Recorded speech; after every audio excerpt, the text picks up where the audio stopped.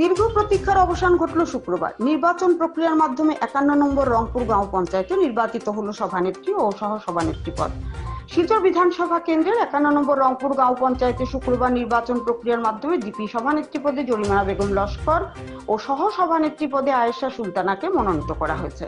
দুজনের নেতৃত্বে রংপুর গাঁও পঞ্চায়েত আগামীতে উন্নয়নের দিকে এগিয়ে যাবে বলে আশাবাদী স্থানীয়রা। দীর্ঘদিনের অপেক্ষার পর রংপুর গাঁও পঞ্চায়েতের বোর্ড গঠন প্রক্রিয়া সুন্দর ও সুষ্ঠুভাবে সম্পূর্ণ হওয়ায় এদিন খুশি ব্যক্ত করেছেন এলাকার সচেতন জনগণ। এক উৎসাহ ও উদ্দীপনার মাধ্যমে এদিন জিপির নবনির্বাচিত সদস্যরা শপথ বাক্য পাঠ করেন।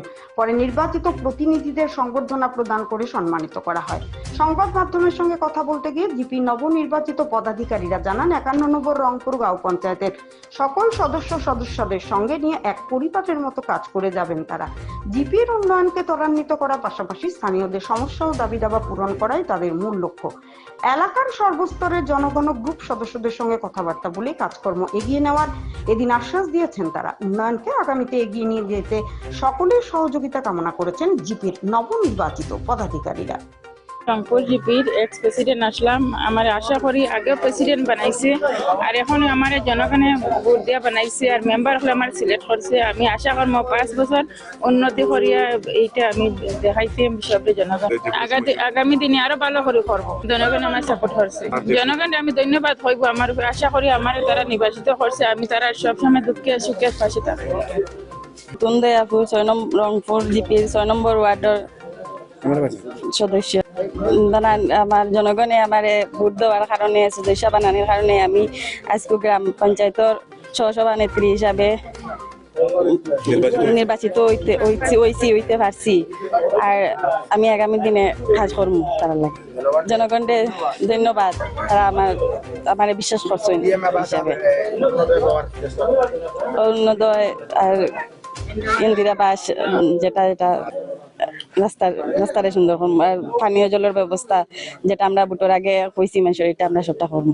দীর্ঘ প্রতীক্ষার পর 51 নম্বর রংপুর গাঁও পঞ্চায়েতের নির্বাচন প্রক্রিয়ার মাধ্যমে আজকে সভাপতি এবং সহসভা নেত্রী নির্বাচন করা হয়েছে। সভাপতি হিসাবে মনোনীত হয়েছেন জরিনা বেগম লস্কর, সহসভানেত্রী হিসাবে আয়েশা সুলতানা লস্কর নির্বাচিত হয়েছেন। আমাদের আশা এদের নেতৃত্বে রংপুর জিপি উন্নয়নের দিকে এগিয়ে যাবে। অতীতেও জরিনা বেগম লস্কর একবার গত টার্মসে নির্বাচিত হয়ে সুষ্ঠু এবং সুন্দরভাবে চালিয়ে গিয়েছেন, পঞ্চায়েত সভাপতি হিসাবে কাজ চালিয়ে গিয়েছেন এবং আমরা আশা রাখি যে ভবিষ্যতেও এই দ্বারা বজায় রাখবে। আর সহসভানেত্রীর স্বামী আগে কাশীপুর তদানীতন কাশীপুর জিপির সহসভানেত্রী ছিলেন, উত্তরসূরি হিসাবে উনি বর্তমানে আজকে ওনার পুত্রবধূ আয়েশা সুলতানা লস্কর সহসভানেত্রী হিসাবে নির্বাচিত হয়েছেন। আমরা আশা রাখবো উভয় এবং অন্যান্য সদস্যগণকে নিয়ে তারা রংপুর জিপিকে এগিয়ে নিয়ে যাবেন।